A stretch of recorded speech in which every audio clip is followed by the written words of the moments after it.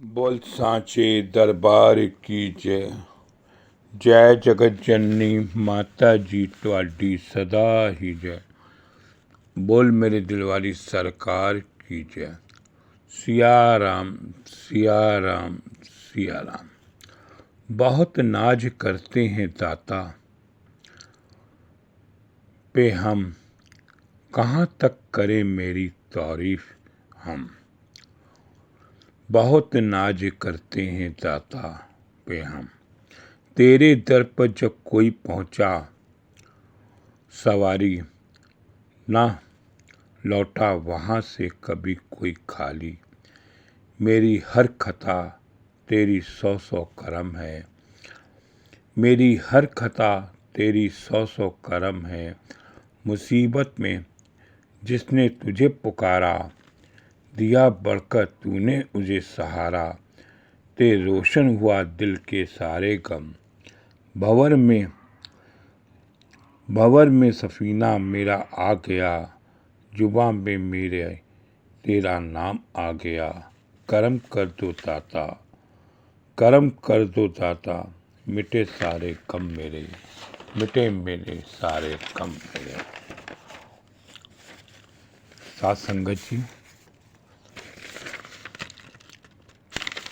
जानदी वार कोई कर ले दाता, तो मिला बढ़िया चांदा।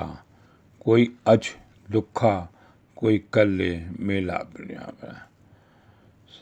जबलपुर की धरती जहाँ हजूर का पावन जन्मदिन मनाया जा रहा हो, वहाँ पर दाता हर एक की पुकार सुन लेते हैं। बड़ा ही सुंदर मेला लगता है हजूर के जन्मदिन पे, क्योंकि वो पूर्णिमा की रात को उनका उदय होना, जब उस पूर्णिमा से एक अहंकार और अंधकार की रोशनी हम होली पे चला देते हैं। साथ संगत जी, उस होली के रंगों से संतों की विचारों की हम संगत जी होली खेलते हैं। होली हम अपने बाबा जी से खेलते हैं, संतों के विचारों की खेलते हैं। कहते हैं एक सुई अकेली बहुत चुभती है, अगर उसमें धागा मेरे हजूर का जो पड़ जाता है, तो संगत जी वो सुई जो है उस धागे से जब जुड़ जाती है, तो कई हमारे घाव, कई हमारी जोड़ देती है। जोड़ती कौन है संगत जी? संतों की साखियाँ और संतों के विचार जब अमृत वेला पे हमारी नीशू जी एक धागे के रूप में संगत के जोड़ने का कार्य करती है, तो बहुत सी संगत जी हमें एक नई नई साखियाँ, नए नए विचार मिलते हैं। संगत जी, साखियाँ हमारी जीवन में वो परिवर्तन लाती हैं कि हम अपने हजूर के उन शब्दों को, उन हजूर के कर्मों को जब हम सुनते हैं, तो एक विश्वास पैदा होता है कि हाँ, हमारे हजूर दिलों की नाथ कितने महान हैं। संगत जी, मैं एक घटना लिख रहा हूँ, ये बहुत पुरानी घटना है। 1966 के आसपास की बात है।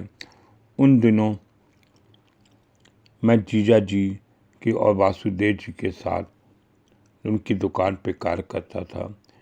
श्री महाराज जी के जन्मदिन पर जयपुर की संगत के साथ जबलपुर श्री हजूर जी के जन्मदिन पर जाने को मौका मिला।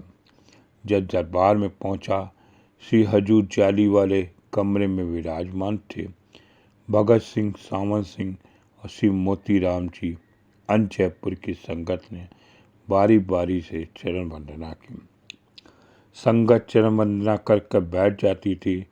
जब मेरी बारी आई तो मैंने भी कृपा जोड़कर अदब से हजूर जी के चरणों पर सजदा किया। मुझसे पहले जो संगत जी महाराज जी को मत्था टेकती थी, श्री हजूर गरीब नवाज सबको आशीर्वाद देते थे और पूछते थे, बच्चे तुम राजी खुशी तो हो? पर मेरी हैरानी उस समय बढ़ गई जब श्री हजूर जी मुझसे कुछ नहीं बोले, ना ही कुछ पूछा।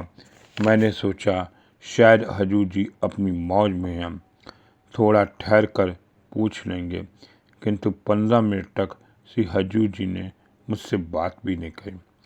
तब मैंने अंतर्करण से महसूस किया, जरूर कोई बात है। जी हजूर जी ने मुझे देखा है, फिर भी कुछ नहीं पूछा।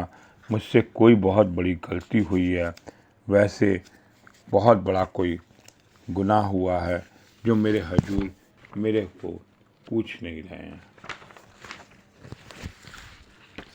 सदा ही भूलते हैं, हमारा काम ही है भूलना। लेकिन आज बख्शनहार श्री गुरुदेव अंतर्यामी के सामने कोई मेरे बड़े गुनाह की फाइल खुल गई है। मैंने अपने अंदर मनी मन अरदास की, हजूर रहम करो, रहम करो। आप बख्शनहार हो, जो दर पर बुला लिया है, तो कृपा भी आप करो, मेरे मन का भ्रम दूर कीजिए। और क्या बात है, अभी मैं बड़ी ही अजी से मन ही मन विनती कर रहा था, तब मेरे अंतर्यामी मेरे गुरु महाराज बाबा जी जान गए। गुरु जानी जान है। आपने मेरे अंदर की अरदास कबूल फरमाई है। फरमाया, ए पूरन फौरन दोनों हाथ जोड़कर मेरे सामने खड़े हो जाओ। तुम एक बहुत बड़ी गलती करके आए हो। मैंने विनती की, इस सच्चे पातशाह, हम तो गलतियों के पल पल करते हैं, लेकिन ए मेरे बख्शनहार, ए मेरे दाता, आप कृपा करके विस्तार पूर्वक बताइए कौन सी बड़ी गलती हो गई है, आपकी निगाहों में आ गई है।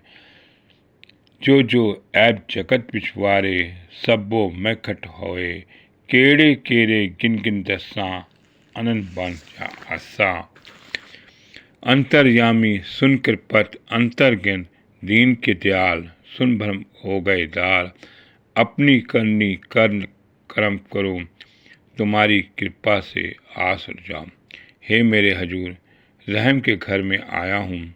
फरमाया, तुम किसी साधु के पास पंजाब में दर्शन करने गए थे और तुम्हारे हाथ में प्रसाद था। जो हुआ पर तुमने अपने कानों से मेरी निंदा सुनी है। सेवक का काम है कि वह निंदा करने वाले का मुंह बंद कर दे या उठकर चला जाए, पर तुमने दोनों में से कोई भी काम नहीं किया।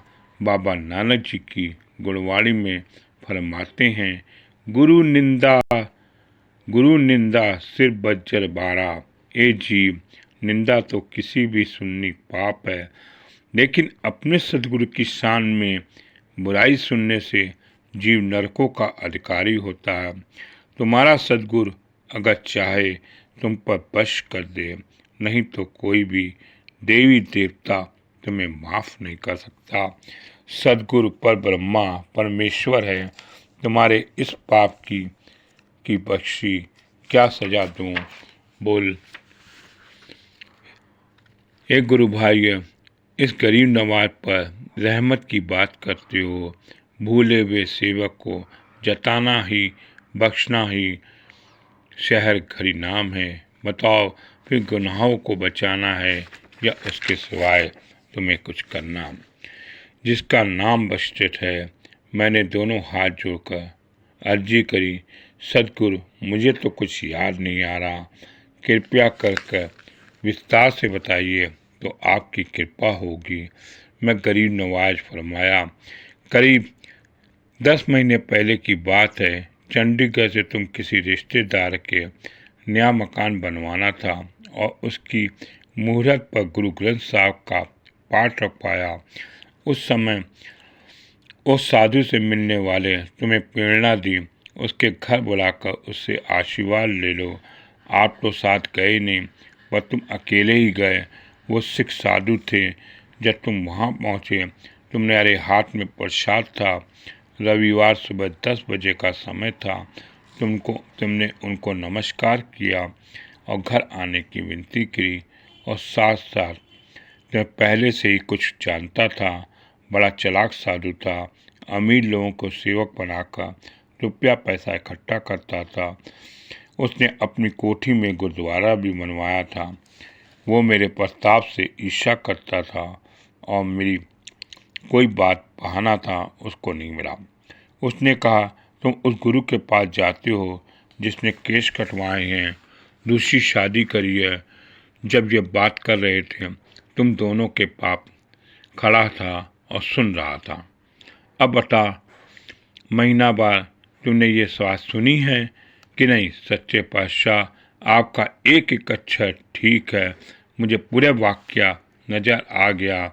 अब हजूर जी बोले, तुम मुजरिम हुए कि नहीं हुए? उसने कहा, हाँ मैं मुजरिम हूँ।